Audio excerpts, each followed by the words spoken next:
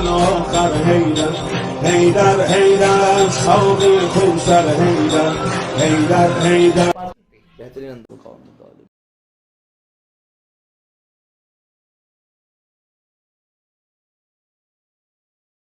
حول ولا قوة إلا بالله العلي العظيم. بسم الله الرحمن الرحيم. الحمد لله الذي لا يبلغ مدحته القائلون ولا يحصي نعماءه العادون ولا يؤدي حقه المجتهدون. ثم الصلاة والسلام على رسول الثقلين جد الحسن والحسين ومحبوب رب المشرقين والمغربين سيدنا ومولانا وطبيب قلوبنا وشفيع ذنوبنا أبي القاسم المصطفى محمد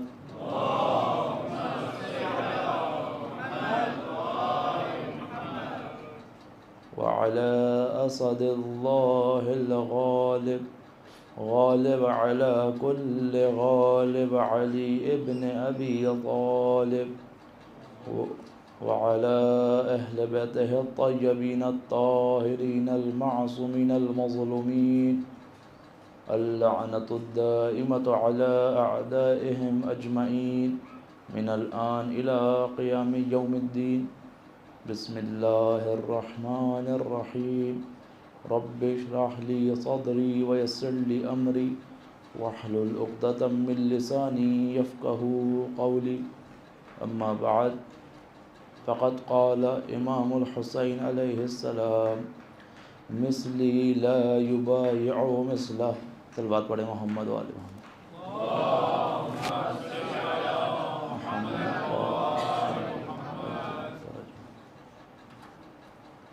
آپ کے سامنے جس عنوان کے تحت گفتگو جاری ہے وہ ٹاپک ہے کربلا اسلام کا مضبوط قلعہ. کیوں؟ کیونکہ کربلا نے اسلام کے ان اصولوں کو پھر سے زندہ کیا کہ جو ولایت سے دوری کی وجہ سے یا مٹ رہے تھے یا کم رنگ ہو رہے تھے، اپنی حیثیت کو کھو رہے تھے. تو امام حسین علیہ السلام نے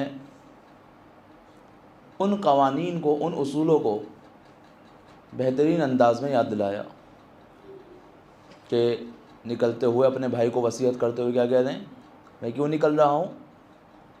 میں اپنے نانا کی امت کی اصلاح کے لیے نکل رہا ہوں اور چاہتا ہوں عمل بالمعروف کروں، نہیں عن المنکر کروں، اور یہ میرے نانا اور میرے والد کی سیرت ہے. کل آپ کے سامنے میں نے قرآن کی آیت پیش کی کہ جس میں خداوند متعال نے اس قانون کے بارے میں کہا ہے کہ تم میں سے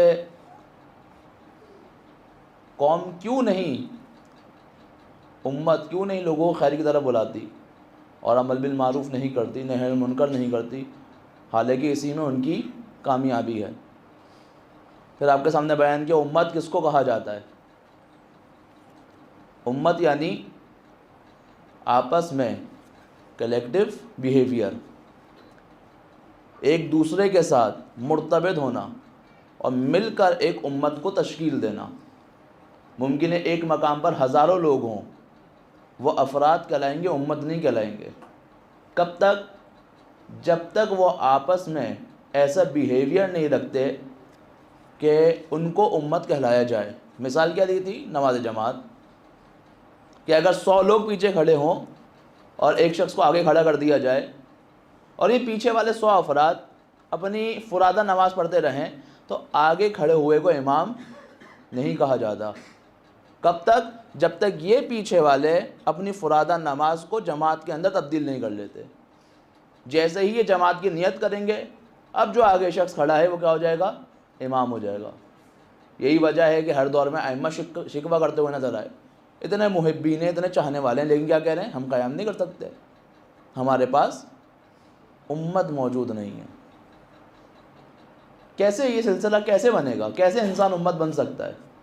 کیسے معاشرے کے افراد پہلا قدم بڑھا سکتے ہیں کہ وہ اب انفرادیت سے نکل کر، پرسنل لائف سے نکل کر ایک سوشل لائف کے اندر داخل ہوں؟ پہلا قدم جو ضروری ہے، اور تقریباً ہر شخص اس چیز کے اندر مبتلا ہوتا ہے، اس بیماری کے اندر مبتلا ہوتا ہے، جب تک اس بیماری کو ختم نہیں کیا جا سکتا انسان کلیکٹیو بیہیویئر نہیں بنا سکتا. وہ کیا ہے؟ وہ بیماری سوء ظن کی. بڑی عجیب بیماری ہے. حالانکہ اسلام کا حکم کیا ہے؟ دوسرے سے ہمیشہ حسن ظن رکھو اور خود سے سوء ظن رکھو. لیکن انسان اس کے بالکل اپوزٹ عمل کرتا ہے، یعنی خود سے حسن ظن رکھتا ہے اور دوسرے سے سوء ظن. مثال کے ذریعے سے بات کو واضح کرتا ہوں. ایک شخص کو انسان نے دیکھا کہ رات میں خدا نخواستہ کسی ادارے میں اس نے رشوت دی، وہ رات میں دے دی. صبح وہی شخص نماز فجر پڑھانے آیا. اب اس کا کیا رویہ ہونا چاہیے؟ کیا یہ رویہ ہے کہ جا کے پورے معاشرے کو اعلان کر دے کہ میں نے اس شخص کو رات میں رشوت دیتے ہوئے دیکھا ہے؟ یا نہیں، اس کا رویہ کچھ اور ہونا چاہیے. اہل بیت فرماتے ہیں 70 توجیہ کرو کہ یہ نہیں، میں نے کچھ اور دیکھا ہوگا، میں نے یہ نہیں یہ دیکھا ہوگا. خوب اگر دے رہا تھا تو مجبور ہو گیا ہوگا.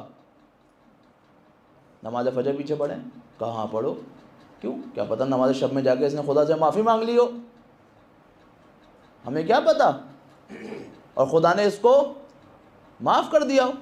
ہم کون ہوتے ہیں کسی کی ذات کے بارے میں فیصلہ کرنے والے اس زندگی کے اندر کہ خدا نے اس کو معاف نہیں کیا اور یہ جہنمی ہے؟ حق نہیں دیا خدا نے. پہلا کلیکٹیو بیہیویئر کیا ہے؟ سوشل بیہیویئر کیا ہے؟ دوسروں کو جگہ دیں، برداشت، تحمل، حسن ظن سے کام لیں. فوراً جج کرنے نہ لگ جائیں. کوئی بات نہیں، ہوتا ہے بعض اوقات کوئی ایک کام سرزد ہو جاتا ہے. اور اس کے برعکس اپنے لیے کیا کہا گیا؟ اپنے بارے میں مطمئن نہیں ہو جانا. چند نیکیاں کرنی اس کا مطلب یہ نہیں کہ تم آئیڈیل ہو چکے ہو. چند اچھے کام کر لے اس کا مطلب یہ نہیں ہے، بلکہ اپنے آپ سے ہمیشہ سوء ظن رکھو کہ مجھے اور بہتری کی طرف جانا ہے، مجھے اور بہتری کی طرف جانا ہے. لیکن اب ہم معاشرے کے اندر دیکھتے ہیں بالکل اپوزٹ بیہیویئر، بالکل اپوزٹ. ایک مسئلہ سوء ظن، دوسرا مسئلہ غیبت. کیا ہے غیبت؟ کسی کے پیٹھ پیچھے ایسی برائی بیان کرنا جو اس کے اندر موجود ہو، یہ کہلاتی ہے غیبت. کیا تعبیر کی ہے خدا نے غیبت کرنے والے کی؟ ایسا ہی ہے کہ جیسے اس نے اپنے مردہ بھائی کا گوشت کھایا ہو. اللہ اکبر، کتنی سخت تعبیر ہے. مردہ بھائی کا گوشت کھایا ہو. اور کتنی آسانی سے ہم جو ہیں، میں خدا نخواستہ آپ کو نہیں کہہ رہا، بہرحال آپ سارے عزادار ہیں، مولا کے ماننے والے ہیں، چاہنے والے ہیں، یقیناً آپ اس برائی سے محفوظ ہوں گے. لیکن بہرحال میں اپنے لیے اس بات کو بیان کر رہا ہوں. کتنی آسانی سے میں کسی کے پیٹھ پیچھے اس کی کوئی ایسی بات بیان کر دیتا ہوں جس سے معاشرے میں کیا ہو جاتا ہے؟ وہ رسوا ہو جاتا ہے، بدنام ہو جاتا ہے. خدا نے کہا تم نے ایسا ہی ہے جیسے مردہ بھائی کا گوشت کھایا ہو. اب اس کا نیچرل اثر کیا ہوتا ہے؟ جس کی انسان نے غیبت کی، جب اس کے سامنے جائے گا، اس سے ملاقات ہوگی. اچھا اس کو نہیں پتہ اس نے غیبت کی ہے، اس کو پتہ ہے کہ میں نے اس شخص کی غیبت کی ہے. اب اس کا نیچرل اس کی ذات پہ اثر یہ ہوتا ہے کہ خود بخود اسے بات کرتے ہوئے شرم محسوس ہوتی ہے کہ اس کی برائی کر کر آئے ہوں. دلوں میں محبت خود بخود کیا ہوتی ہے؟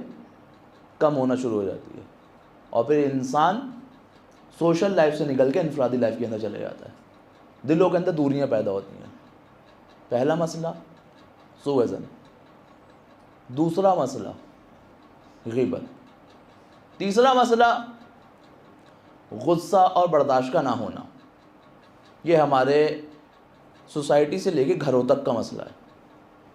چھوٹے چھوٹی بات کے اوپر غصے کا آ جانا یہ ایک ایسا ایشو بن چکا ہے ہماری یوتھ کا، بزرگوں کا، جوانوں کا، سب کا مسئلہ. مثلا آپ کبھی توجہ کریں کہ ہم کیسی باتوں پر غصہ کر رہے ہوتے ہیں. گھر میں موجود ہیں، بچے سے گلاس ٹوٹ گیا، اتنا شدید غصہ اس بچے کے اوپر، 4-5 سال کے بچے کے اوپر، جیسے اس نے پتہ نہیں کیا جرم کر دیا. کیا ہوا ہے؟ گلاس ٹوٹا. گلاس زیادہ اہم ہے یا اس بچے کی جو پرسنالٹی ابھی ڈیولپ ہو رہی ہے یہ زیادہ اہم ہے؟ کیا زیادہ اہم ہے؟ ایک گلاس کے لیے اس بچے کو جھڑک دیا جائے. چاہے مرد ہو یا خواتین، بہرحال دونوں کے لیے یہ چیز موجود ہے، چھوٹی چھوٹی چیزوں کے لیے. اور ہم عموماً بچوں پر اس چیز پر غصہ کرتے ہیں جو ہماری ذات سے ریلیٹ ہوتا ہے، جسے بچے کی تربیت پہ کوئی اثر نہیں پڑ رہا ہوتا. بچہ اپنی سائیکل توڑ کر لائے گا، اتنا غصہ نہیں کریں گے جتنا غصہ اپنی گاڑی کے ہیڈ لائٹ ٹوٹنے پر کریں گے. اس کا مطلب کیا ہے؟ اس کا مطلب یہ کہ بچے کے لیے غصہ نہیں کیا جا رہا، اپنی ذات کے لیے غصہ کیا جا رہا ہے. کہنا عجیب ہے. رسول خدا مسجد میں موجود ہے، ایک دفعہ مل کے صلوات پڑھیں محمد و آل محمد. اللہم صلی علی محمد. ایک خاتون اپنے چھوٹے بچے کو رسول خدا کی خدمت میں لے کر آتی ہے. وہ چھوٹا بچہ رسول خدا کی گود میں ہے اور اس کا رسول خدا کی گود میں پیشاب نکل جاتا ہے. خاتون گھبرا جاتی ہے، ایک دم رسول خدا سے لینے لگتی ہے.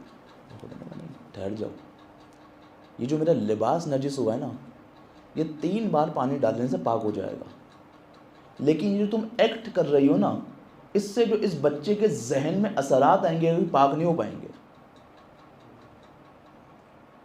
اور ہمارا گلاس رسول خدا کے لباس سے زیادہ بہتر ہے. یہ ہماری وہ زندگی کی چھوٹی چھوٹی چیز ہے. اصول ہیں تربیت کے. پہلے 7 سال بچے کو آزاد چھوڑ دو، بادشاہ ہے بچہ. پہلے 7 سال کیا ہے؟ بادشاہ. رسول خدا کی حدیث ہے، یہ انہیں پیٹرن دیا ہے کس طریقے سے بچے کی تربیت کرنی ہے. جب یہ پہلے 7 سال میں بادشاہ ہے تو یہ کیا کرتا ہے؟ اپنے کانفیڈنس کو ڈیولپ کر رہا ہوتا ہے. تو تم اس کے بہترین غلام بن کر رہو. غلام کبھی حکم نہیں دیتا، درخواست کرتا ہے. روکیں، برائی سے روکیں، لیکن انداز کیسا ہونا چاہیے؟ ڈانٹنے والا نہیں، تقاضا کرنے والا، درخواست کرنے والا. آپ نے دیکھا ہوگا ایک مقام پہ سب بڑے بیٹھے ہوتے ہیں، کوئی بچہ بھی اوپر کرسی پہ بیٹھا ہے اور کوئی بڑا باہر محفل میں اندر داخل ہوا، فوراً بچے سے کہا جاتا ہے اٹھ کے کھڑے ہو، بڑوں کو جگا دو. تو جس طریقے سے بڑوں کی عزت نفس ہوتی ہے نا اسی طرح سے بچوں کی بھی عزت نفس ہوتی ہے. جس طرح بڑوں کا ایگو ہوتا ہے اس طریقے سے بچوں کا بھی ایگو ہوتا ہے. کیا کیا آپ نے؟ اس کے ایگو کو ہرٹ کر دیا. اعتماد کھوئے گا. کیا اٹھائے؟ نہیں اٹھانا ہے، لیکن حکم کے ذریعے سے نہیں، درخواست کے ذریعے سے. سکھانا ہے، ادب سکھانا ہے. اور بادشاہوں پہ حکم نہیں چلایا جاتا. کیوں؟ اگر بادشاہوں پہ حکم چلاؤ گے تو نقصان تمہارا ہی ہوگا. بادشاہوں سے تقاضا کریں، ریکویسٹ کریں.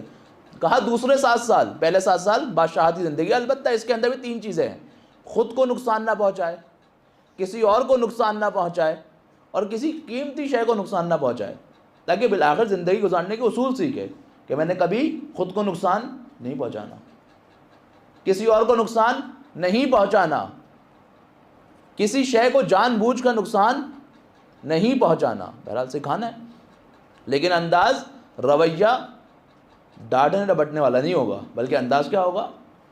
درخواست والا، تقاضے والا. یہ ہو گئے پہلے 7 سال. اگلے 7 سال کیا کرو؟ اگلے 7 سال بچے کو اپنا بہترین غلام بناؤ. اب تم بادشاہ اور بچہ کیا ہے؟ غلام ہے. غلام ہے تو کیا کرے؟ گھر کے سارے کام کرے، برتن دھوئے؟ نہیں. یعنی تم بہترین بادشاہ، اب یہ اس کو بہترین غلام بناؤ. بہترین غلام کیا ہے؟ اس کی تربیت کرو.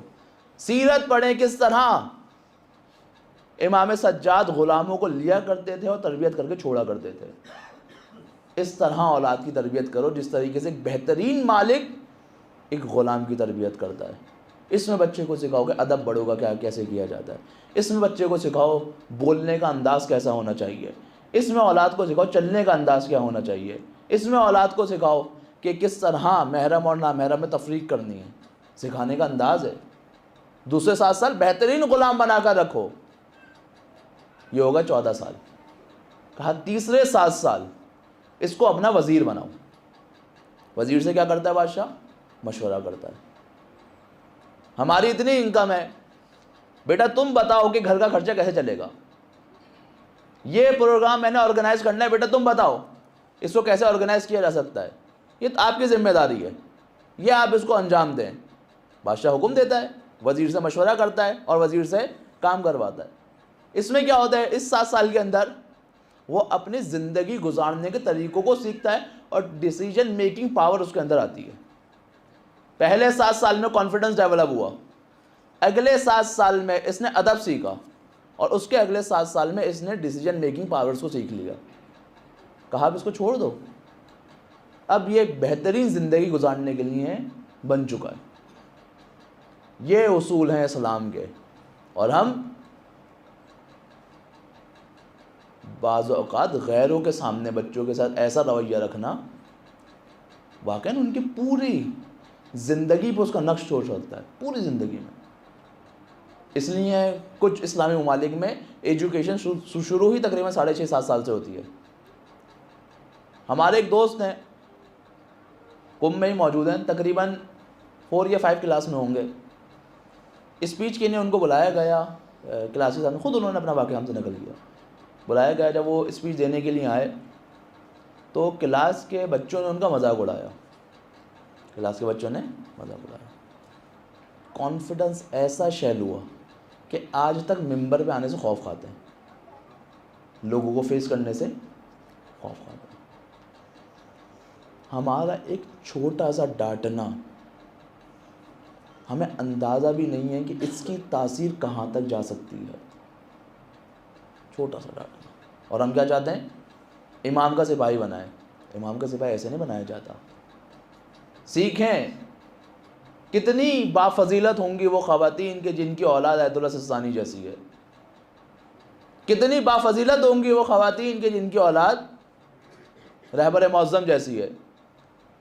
آیت اللہ شہید بہشتی کے سوانح حیات میں لکھا ہوا ہے کہ ان کی والدہ اس وقت تک اپنے بیٹے کو یعنی شہید بہشتی کو دودھ نہیں پلاتی تھی جب تک ساتھ میں قرآن کی تلاوت نہ کریں۔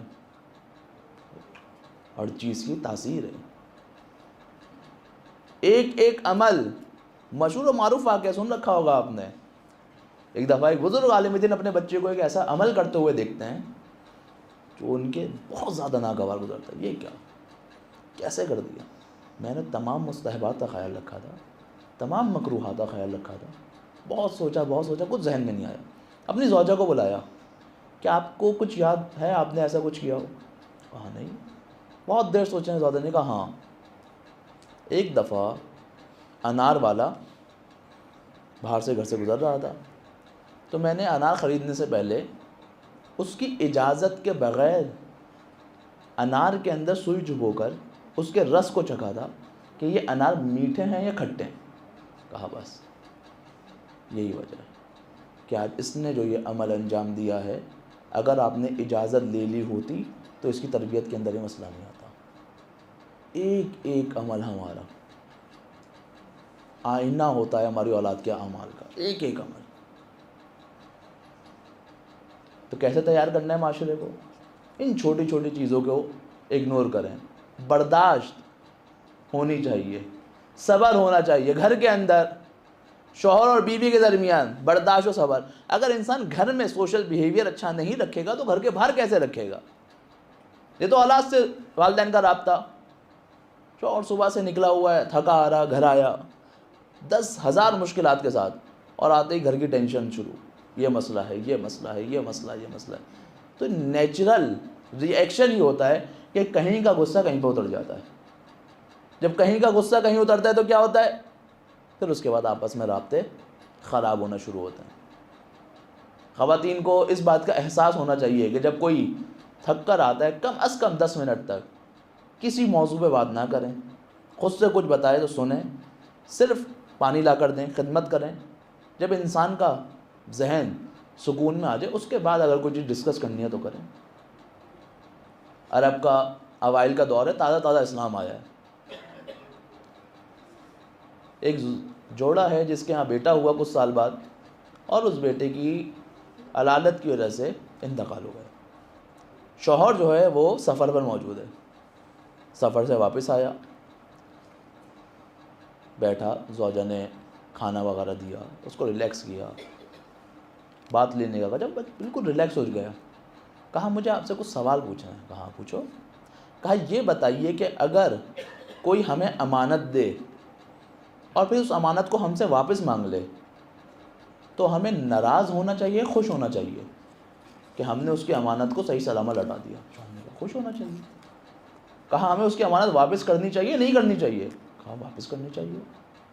کہا خوب، بس خدا نے جو ہمیں امانت دی تھی نا وہ خدا نے واپس لے لی۔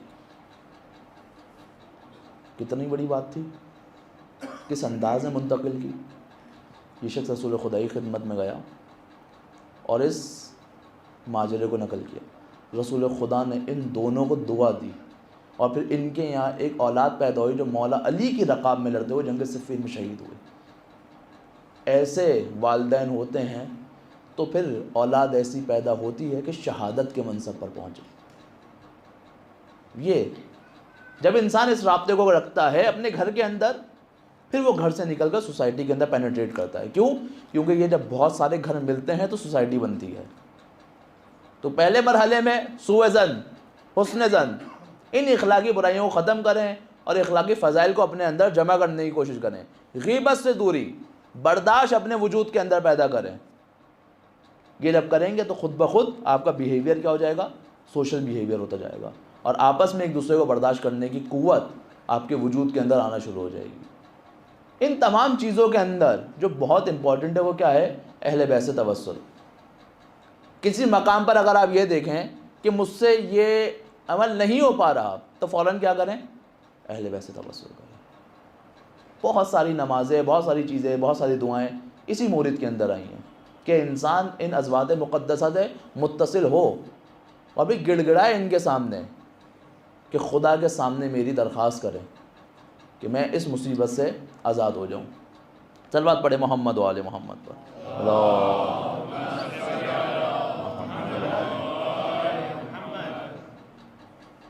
حکیم لقمان اپنے اوائل زندگی کے اندر غلام رہے ہیں۔ غلام تھے، ان کا آقا یعنی مالک ان کے پاس آیا اور کہا کہ جاؤ ایک جانور ذبح کرو اور اس کے بدترین اعضاء میرے لیے لے کر آؤ۔ جانور کو ذبح کیا، دیکھا کیا لے کر آ رہے ہیں؟ زبان اور دل۔ کچھ عرصہ گزرا، پھر کہا جاؤ ایک اور جانور کو ذبح کرو، اس کے بہترین اعضاء میرے لیے لے کر آؤ۔ کیا لے کر آئے؟ زبان اور دل۔ مالک نے مجھے کیا ماجرا ہے؟ کہا اگر انسان کے زبان اور دل بہترین ہو جائیں تو اس کا پورا وجود بہترین ہو جاتا ہے، لیکن اگر انسان کا زبان اور دل کسی بھی وجہ سے آلودہ ہو جائے پھر اس کے وجود کی تمام پاکیزگی آہستہ آہستہ کر کے ختم ہو جاتی ہے۔ تو کوشش کریں کم از کم شروعات زبان، اور ان تمام چیزوں کا تعلق حسن ظن دل سے تعلق، سوء ظن دل سے تعلق، غیبت زبان سے تعلق، جھوٹ زبان سے تعلق، تمام کی تمام برائیوں اور اچھائیوں کا تعلق اکثر زبان سے اور دل سے ہوتا ہے۔ کوشش کریں ان چیزوں کو پاک اور پاکیزہ رکھیں۔ پھر اس کے بعد جب انسان ان تمام چیزوں میں وارد ہوتا ہے کہ اب انسان کے اندر کلیکٹیو بیہیویئر آ گیا، اب وہ چاہتا ہے، اب وہ اس کام کو انجام دے سکتا ہے کہ دوسروں کو امر بالمعروف اور نہی عن المنکر کی دعوت دے۔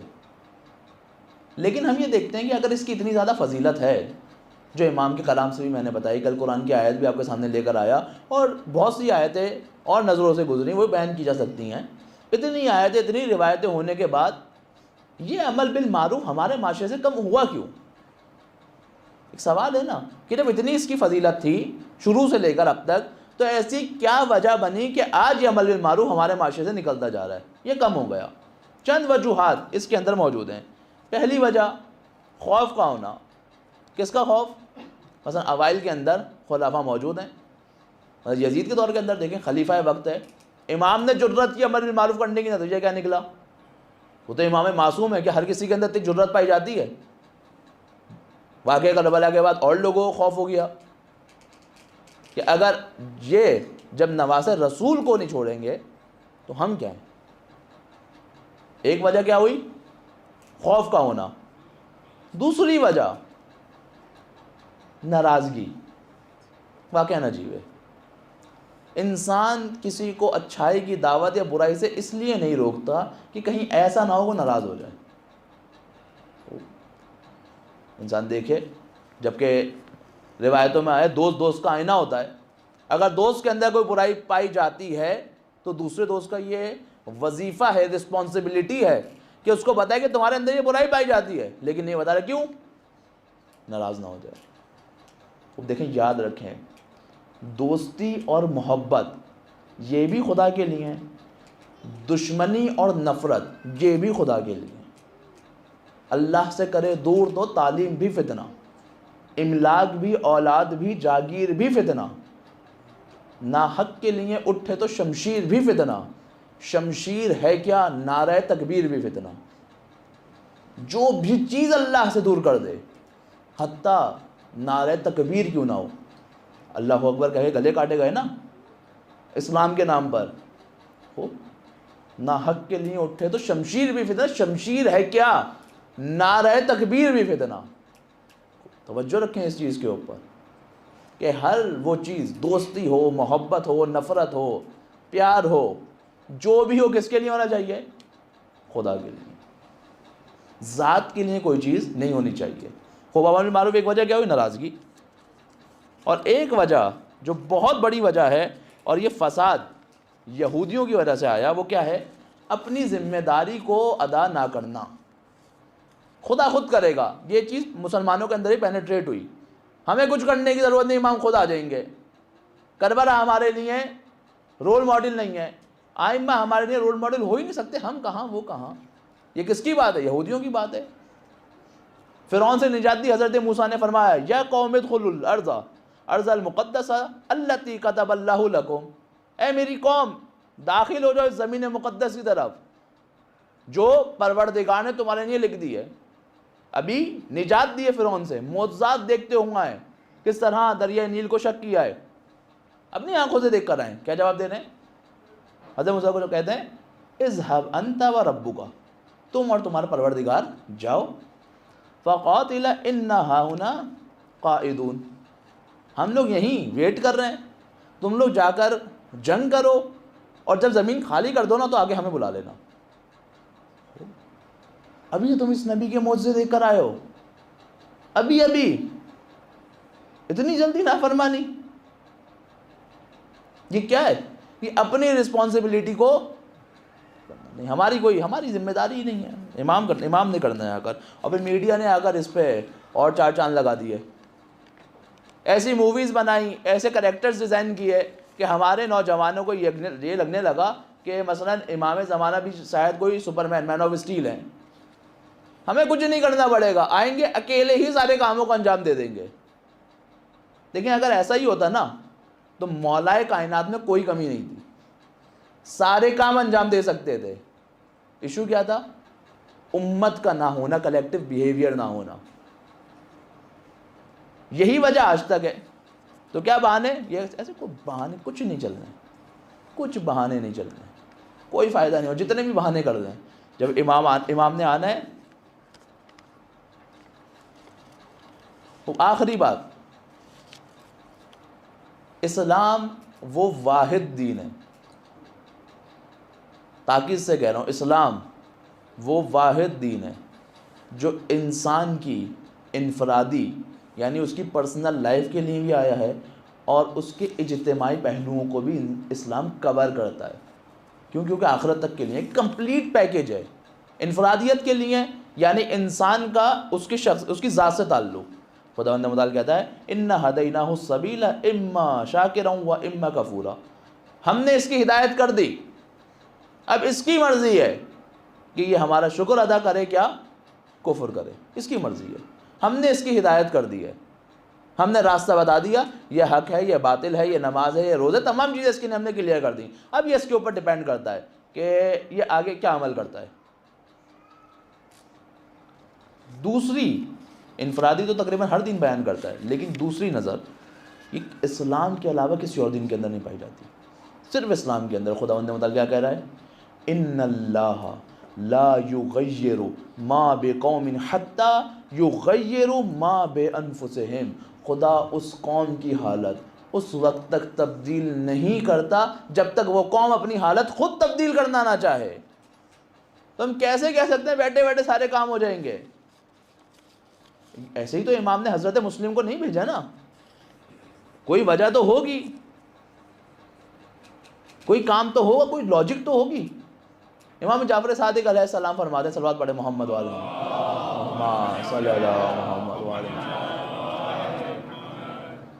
امام نے کہا ایک شخص سے مخاطب ہو کر، کیا تمہارا کوفے آنے جانا موجود ہے، جاتے ہو، آنا جانا لگا ہوا ہے کوفہ؟ کہا ہاں مولا آتا جاتا ہوں۔ کہا میرے جد میرے بابا حسین کے قاتل نظر آتے ہیں؟ کہا مولا تقریباً سب مر چکے ہیں، کوئی اس دنیا میں نہیں رہا۔ مولا نے کہا نہیں، فقط جرم میں وہ شریک نہیں ہوتا جس نے اپنے ہاتھوں سے قتل کیا ہو، بلکہ ہر وہ شخص اس کے اندر شامل ہوتا ہے کہ اس کے سامنے گناہ ہو رہا ہو اور اس نے اس کے خلاف آواز نہ اٹھائی ہو۔ عمل بالمعروف نہی عن المنکر اتنا ضروری ہے کہ اگر انسان ریئیکٹ نہ کرے اس کے خلاف تو وہ اس کے جرم کے اندر شریک ہو جاتا ہے۔ یعنی اگر انسان مجبور ہے، کچھ نہیں کر سکتا، کم از کم اس کا درجہ زبان سے کہ یہ غلط ہو رہا ہے۔ اگر حالات اتنے سنگین ہیں کہ زبان سے بھی نہیں کہہ سکتا تو کم از کم اپنے دل کے اندر یہ سوچے جو ہو رہا ہے وہ غلط ہو رہا ہے۔ اس کا مطلب یہ اس دور میں کوفے میں ایسے افراد موجود تھے جو دل سے یہ کہہ رہے تھے کہ جو ہوا وہ صحیح ہوا۔ ہم نے کہا میرے قاتلوں کو نہیں دیکھتے، کیوں بھیجا؟ اگر کوئی ذمہ داری نہیں تھی جناب مسلم کو۔ امام مکے میں موجود ہیں، رمضان کا مہینہ آیا، خطوط آنا شروع ہوئے، تعداد آپ کے سامنے بیان کر چکا ہوں چند بار، بڑی تعداد میں خطوط آئے۔ امام نے جواب لکھا کہ میں اپنے بھائی، اپنے چچا زاد بیٹے کو تمہاری طرف سفیر بنا کر بھیجتا ہوں، جو افراد میری نصرت کرنا چاہتے ہیں میرے بھائی کے ہاتھ بیعت کریں۔ حضرت مسلم کو امام نے خط دیا، حضرت مسلم روانہ کوفے پہنچے۔ بیان ہوتا ہے 18,000 افراد نے حضرت مسلم کی بیعت کی، مسلسل بیعت ہو رہی ہے۔ کوفے کا گورنر بشیر ہے۔ عمر سعد نے ایک دیکھا کہ اس سے کوفہ نہیں سنبھل رہا، اور اگر یہی چلتا رہا تو کوفہ ہاتھ سے گیا۔ خط لکھا یزید کو کہ کوفے کے حالات بشیر سے نہیں سنبھل رہے، کسی سمجھدار شخص کو یہاں پر حاکم بنا کر بھیجو۔ یزید نے کس کو خط لکھا؟ ابن زیاد کو۔ کہاں موجود ہے؟ بصرہ میں، بصرہ کا حاکم ہے۔ کہا جاؤ اور کوفے کی کمانڈ سنبھال لو، لیکن ایک اور چیز اس کو دی۔ کیا؟ کہا بصرے کی حکومت بھی تمہاری، کوفے کی حکومت بھی تمہاری۔ کیوں؟ کیونکہ کوفے کو سنبھالنا تھوڑا مشکل تھا، اور کوئی بھی پرامن اپنی حکومت بصرہ کی چھوڑ کر اتنے آرام سے کوفے کو ایکسیپٹ نہیں کرتا۔ تو ایسی آفر دی کہ بصرہ بھی تمہارا اور کوفہ بھی تمہارا۔ اور اس دور میں بصرہ اور کوفے کی حکومت کا مطلب کیا تھا؟ پورے عراق پہ حکومت۔ اس کو خط ملا۔ یہاں کوفے میں اچھے خاصے افراد جناب مسلم کی بیعت کر چکے ہیں اور منتظر ہیں امام حسین کی، کیونکہ حضرت مسلم نے خط لکھا ہے کہ مولا آ جائیں، یہاں پہ اتنے افراد نے میری بیعت کر لی ہے آپ کے نام پر۔ امام وہاں اپنے گھر والوں کو لے کے نکلے۔ ابن زیاد کو خط پہنچا۔ اس نے وہ لباس پہنا جو اس دور میں بنی ہاشم پہنا کرتے تھے، یعنی سبز عمامہ، ویسا ہی لباس جیسا امام حسین زیبتن کیا کرتے تھے۔ کوفے کے دروازے پر آیا، اور کوفے کے افراد سمجھے کہ امام حسین آئے۔ یہی فرق ہے بصیرت اور بصارت میں۔ بصارت یعنی وہ آنکھ جو فقط سامنے کی چیز دیکھ رہی ہے. بصیرت اس آنکھ کو کہتے ہیں جو حقیقت اور باطن کو دیکھ لے. بصیرت افراد کی تعداد بہت کم تھی. دھوکا ہوا, ابن زیاد اندر داخل ہوا, دارالامارہ میں فوراً چلا گیا. اور وہ چلاک تمام کے تمام افراد کو پہچان گیا ان کی حقیقت کیا ہے. آتے ہی اعلان کیا کہ جن افراد نے حضرت مسلم کے ہاتھ پہ بیعت کی ہوئی ہے ان کو قتل کر دیا جائے گا, ان کو عبرت کا نشان بنایا جائے گا, ان کو ان کے گھر کے باہر سولی لٹکائی جائے گی, ان کی اولاد کو قتل کیا جائے گا. لوگ ڈرنا شروع ہوئے اور آہستہ آہستہ پیچھے ہٹنا شروع ہوئے. اب ذرا ایک لہجے کے لیے پاز کیجئے اور تھوڑا سا پیچھے آئیے. اگر افراد ابن زیاد کو پہچان لیتے, اس کو پکڑ لیتے, یا خوب نہیں پکڑا دارالامارہ چلا گیا, اس کی دھمکی سے نہیں ڈرتے, دارالامارہ کا حصار کر کے اندر داخل ہو کر اس کو گرفتار کر لیا جاتا, تو وہ کہاں کا حاکم تھا؟ یہ کوفہ اور بصرہ. حضرت مسلم کہاں کے حاکم بن جاتے؟ کوفہ اور بصرہ. یعنی امام حسین اپنے عراق میں داخل ہونے سے پہلے ہی عراق امام حسین کے کنٹرول میں آ جاتا. کس چیز کا فرق ہے؟ لفظ اگر لوگ ڈر کے پیچھے نہ ہٹتے. واقعہ عجیب ہے. یہ کیا ہے؟ احساس ذمہ داری اجتماعی, سوشل رسپانسبلٹی. ہر امام کو اس نے بہت نقصان پہنچایا ہے, ہر امام کو. آپ شروع کریں جناب امیر سے. کیا کہہ رہے ہیں؟ زہرا وہ مقام آ گیا ہے کہ لوگ سلام تو دور, اگر علی سلام کرتا جواب نہیں دیتے. یہ کیا ہے؟ سوشل رسپانسبلٹی پوری نہ کرنا. بی بی کا گھر جل رہا ہے, مولا کائنات حکمت کی وجہ سے آواز نہیں اٹھا پا رہے, لیکن لوگ کیوں خاموش ہیں؟ Social responsibility. امام کی گردن میں رسی باندھ کر لے کر جایا جا رہا ہے, لوگ خاموش کیوں ہیں؟ Social responsibility. امام حسن کو صلح کرنی پڑ رہی ہے, کیوں؟ کیونکہ لوگ اپنی اجتماعی ذمہ داریوں کو پورا نہیں کر رہے. اور ادھر جیسے ہی اعلان ہوا کہ تمہارے ساتھ یہ کر دیا جائے گا, قتل کر دیا جائے گا, کچھ لوگ پیچھے ہٹنا شروع ہوئے. اس کے بعد کہا کہ ایک بڑا لشکر شام سے نکلا ہے, اگر لوگوں نے مسلم کا ساتھ نہیں چھوڑا ہم تمام کے تمام افراد کو قتل کر دیں گے. لوگ ڈر کے بھاگنا شروع ہوئے. وہ مسجد کوفہ جو افراد سے بھری ہوا کرتی تھی, یہ مقام آ گیا کہ حضرت مسلم کے پیچھے فقط اور فقط 30 افراد نے نماز ادا کی. اٹھے, مسجد کے دروازے تک آئے. اب مسلم کے ساتھ 10 افراد موجود ہیں. دروازے سے باہر نکل کے چند قدم چلے, اب مسلم کے پیچھے 3 افراد موجود ہیں. چند قدم چلے ہیں, اب یہ عقیل کا لال کوفے کی گلیوں میں تنہا ہے,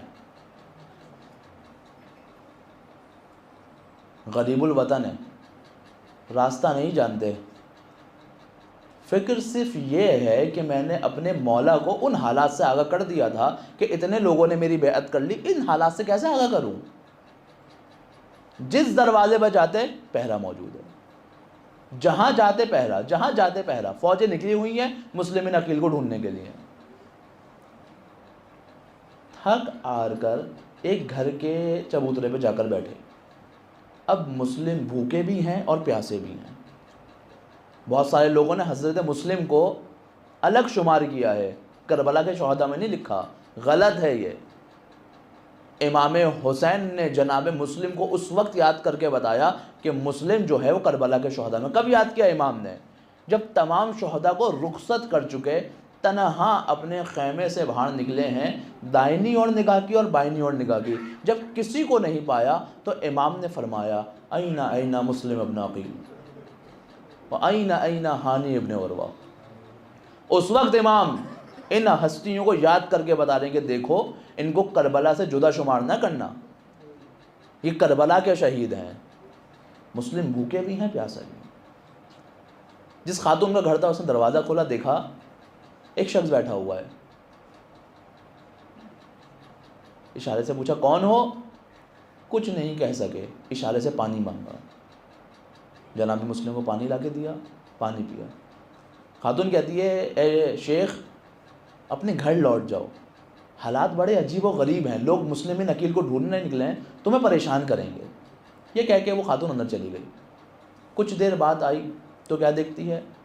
حضرت مسلم اسی جگہ موجود ہیں. کہا ہے شیخ، اب اس کا انداز بدلا. کہا ہے شیخ میں ایک بیوہ خاتون ہوں اور مجھے یہ اچھا نہیں لگتا کہ کوئی جوان میرے گھر کے باہر بیٹھا ہو. حضرت مسلم نے نگاہوں کو اٹھایا اور کہا اے بی بی جس کا گھر ہی نہ ہو وہ کہاں جائے؟ کہا غریب الوطن ہو؟ کہا ہاں غریب الوطن ہوں. کہا کہاں سے آئے ہو؟ کہا مدینے سے آیا ہوں. دوڑتی ہوئی باہر آئی. کہا مدینے سے آئے ہو؟ میرے رسول کے شہر سے آئے ہو؟ کس قبیلے سے تعلق ہے؟ کہا قریش سے تعلق ہے. اور نزدیک آئی. کہا قریش سے؟ کہا نام کیا ہے تمہارا؟ کہا مسلم ابن عقیل. تڑپ گئی. کہا مولا جسارت معاف کیجیے گا میں نے پہچانا نہیں. گھر کے اندر لے کر آئی. جناب مسلم نے مصلی بچھایا، پوری رات عبادت کرتے رہے ہیں. جس طرح شب عاشور عبادت ہوئی ہے نا پوری رات، جناب مسلم نے پوری رات عبادت کی ہے. عبادت کرتے کرتے کچھ وقت کے لیے جناب مسلم کی آنکھ لگتی ہے. بیدار ہوئے، کلمہ پڑھا انا للہ و انا الیہ راجعون. خاتون آئی، مولا کلمہ استرجاع پڑھنے کی کوئی وجہ؟ کہاں خواب میں چچا آئے تھے اور بتا رہے تھے مسلم الاجل جلدی کرو. ابھی نماز صبح سے فارغ ہی نہیں ہوئے تھے کہ گھوڑوں کے ٹانپوں کی آواز آنا شروع ہوئی. کیوں؟ کیونکہ اس خاتون کا بیٹا ابن زیاد کے لیے کام کرتا ہے. اس نے جناب مسلم کو دیکھ کر اس کو جا کے خبر دے دی کہ مسلم میرے گھر میں ہے. گھوڑوں کے ٹانپوں کی آواز آئی. مسلم نے زرہ پہنی، اپنی تلوار کو اٹھایا.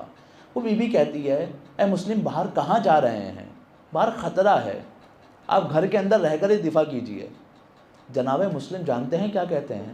جناب مسلم کہتے ہیں یہ میری غیرت گوارا نہیں کر سکتی کہ میری وجہ سے نامحرم تیرے گھر کے اندر داخل ہو جائیں. اللہ رے اللہ، بنی ہاشم کی یہ غیرت. میں کہوں گا اے سید سجاد آپ نے کتنا مشکل وقت دیکھا ہے. جنگ کرنا شروع کی ہے. حضرت مسلم نے دھوکے سے گرفتار کیا گیا، ابن زیاد کے سامنے لے کے گئے. کہا گیا مالک کو سلام کرو. سخت لہجے میں جواب دیا ہے مسلم نے کہ میرا مالک فقط حسین ہے. کہا مسلم سلام کرو نہ کرو مار دیے جاؤ گے. کہا بس ایک خواہش رکھتا ہوں، میرے مولا کو خبر دے دی جائے کہ اب یہ کوفہ وہ نہیں رہا کہ جس کی مسلم نے خبر دی تھی. دارالامارہ پہ لے جایا گیا. حضرت مسلم کو دارالامارہ کے اوپر سے دھکا دیا گیا. حضرت مسلم نے مکے کی طرف رک کر کہا السلام علیکہ یا ابا عبداللہ. ہوا کی دوش پر مسلم کا سلام پہنچا ہے حسین تک. وہاں امام راستے میں موجود ہیں. دو افراد کوفے کی طرف سے آتے ہوئے دیکھا. مولا کو دیکھ کر انہوں نے راستہ بدل لیا. مولا کے ایسا پیچھے گا ان کو لے کر آئے. کہا مولا تم سے کچھ کلام کرنا چاہتے تم نے اپنے راستے کو تبدیل کر لیا. کہا ہم جانتے تھے مولا ہم سے کیا پوچھیں گے، ہمیں بتانے کی ہمت نہیں ہے. مولا نے کہا بتا کوفے کے کیا حالات ہیں، میرا مسلم کیسا ہے؟ کہتے ہیں مولا زیادہ کچھ نہیں بتا سکیں گے، بس اتنا سمجھ لیجیے جب ہم کوفہ چھوڑ رہے تھے مسلم کی لاش کو گھوڑوں سے باندھ کر پورے کوفے میں پھیلایا جا رہا تھا. میں کہوں گا اے مسلم اس جسارت پر غمزدہ نہ ہونا، شاید تمہارے جسم سے اس سرزمین کو پاک کیا جا رہا ہو کہ یہاں پر ابھی سیدانیوں کو برہنہ پاؤں چلایا جائے گا. جیسے ہی خبر ملی ہے مولا نے کہا اے زینب حمیدہ کو لے کر آؤ. کون حمیدہ؟ مسلم کی 7 سالہ بیٹی. مولا کے سامنے لائے, سر پہ دست شفقت کو پھیرا. خاندان امامت کی پلی تھی, فوراً سمجھ گئی. کہا مولا میرے بابا خیریت سے تو ہے نا؟ مولا نے سینے سے لگایا, بیٹی آج سے مجھے ہی اپنا بابا کہنا. میں کہوں گا اے کاش, یہاں مقتل خاموش ہو گیا, لیکن میں کہوں گا اے کاش یہ ایک خیمے سے ایک 4 سالہ بچی نے اس منظر کو نہ دیکھا ہوتا, جو یہ تصور کر رہی تھی کہ جب کسی کا باپ اس دنیا سے جاتا ہے نا تو سر پہ دستہ شفقت کو پھیرا جاتا ہے, سینے سے لگایا جاتا ہے. لیکن جب سام غریبہ میں صدا گونجی ہے نا, قد قتل الحسین میں کربلا, ارے امام حسین کربلا کی سرزمین پہ قتل کر دیے گئے. اب یہ بچی انتظار کر رہی ہوگی, کوئی آئے گا مجھے سینے سے لگائے گا, ارے کوئی آئے گا سر پہ دستہ شفقت پھیرے گا. لیکن تاریخ نے عجیب جملے لکھے, ارے گوشوارے چھینے گئے, تماچے مارے.